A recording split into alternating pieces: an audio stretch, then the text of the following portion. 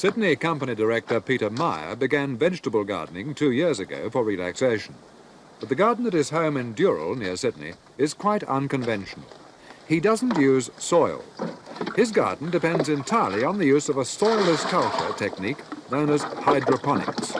It's quite an old system of farming, but has become more accepted among backyard gardeners only in recent years. Hydroponics comes from the Greek words hydro for water and ponos for labour. And water does all the hard work in this type of gardening, with the help of a powdered nutrient made from chemicals and fertilizers. The gardener needs only to dissolve the soluble food for the plants, then stand back and watch them grow. A tap controls the flow of water and nutrient to the garden. The liquid is gravity-fed to the far end of the bed and flows through a flume of small stones to the bottom of the growing medium.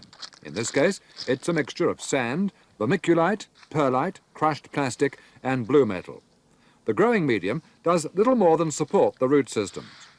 All the food needed for plant growth is obtained from either the air or the liquid nutrient. Many civilizations have made good use of hydroponics. The Aztecs used it 5,000 years ago, and it was practiced in a primitive form by early Indian and Egyptian civilizations. Hydroponic farming was used extensively by the American Army during World War II. And since then, big commercial hydroponic farms have been developed in South Africa, Europe, India, Japan, China and America. Hydroponic gardening works by a flood irrigation recycling system.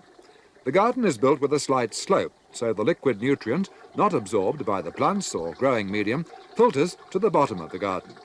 It then flows through a pipe to the holding tank for reuse.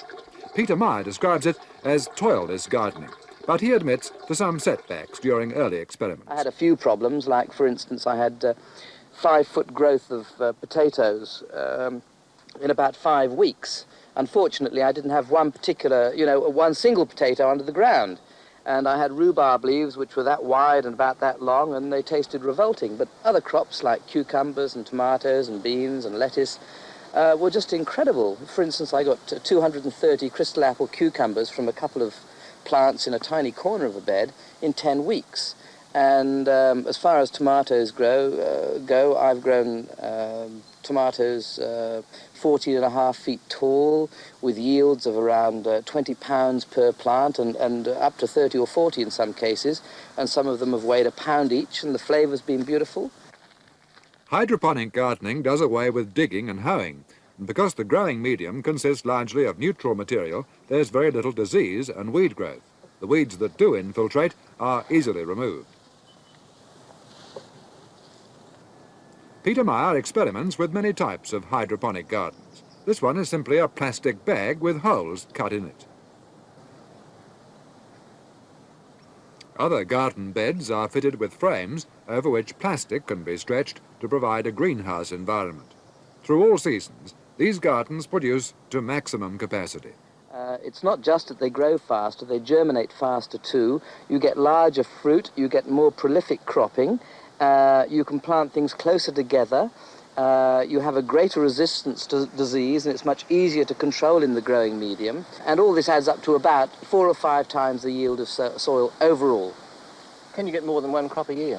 Oh, heavens. Something like lettuces, I get about 7 or 8 crops a year. I've had tomatoes in for 12 months. They've gone right through the winter and the frosts and so forth, and they're still fruiting. They've had a bit of protection, but they certainly haven't been in the greenhouse or anything. Plants, if they're healthy, seem to be able to stand a greater degree of heat and cold and so forth. Are there any advantages to harvesting this type of gardening? Well, dozens, really, but let me give you an example. These potatoes, for instance, I put in, about 3 months ago, and I wanted to see how they were getting on about 5 or 6 weeks ago. So I dug around them, like so, and I found they were, in fact, potatoes.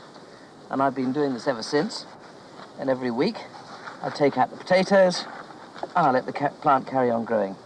So we get about 4 or 5 pounds of potatoes, and we don't disturb the plant itself. Beautiful.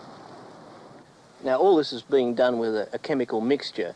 A lot of the organic enthusiasts would be highly critical of this. How do you feel about it? Well, if somebody said which would you prefer to eat, my chemicals or chicken manure, I'd opt for my chemicals. In fact, they're perfectly safe. One of the biggest ingredients is Epsom salts. I'd say they're a good deal safer than many of the chemicals or odds and ends that somebody using an organic garden would use.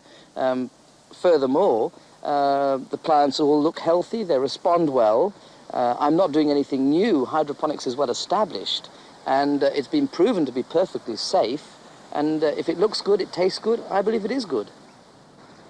Peter Meyer believes hydroponic gardening has a big future in cities like Sydney and Melbourne because it's particularly suited to people living in units and townhouses with little space for normal gardens.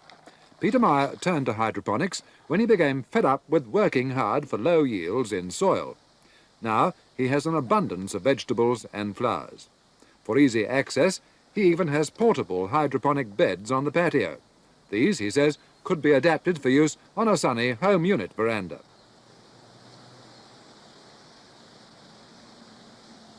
According to Peter Meyer, everyone has enough space to garden the hydroponic way. These sausage-shaped plastic bags are for hanging gardens in the most restricted living area. Herbs, strawberries and even some flowers grow quite readily in holes cut into the bag of growing medium. The liquid nutrient is added through a pipe at the top. The potential of this type of agriculture is now being scientifically studied at an institute in Sussex, England. There, the latest technique utilises strips of thin plastic.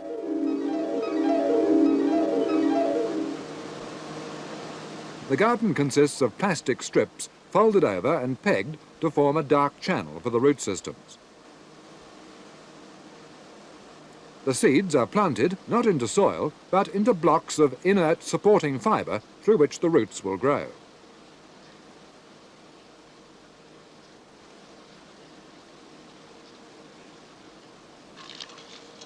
The blocks are placed in the plastic channels with a thin film of water flowing underneath. When the plastic is pegged over the top, the roots will develop in the dark conditions they like, fed by a constant trickle of liquid nutrients. With the watering cans and sprinkler systems used in conventional glass houses, water and liquid fertilizers spill everywhere. Therefore, there's considerable wastage.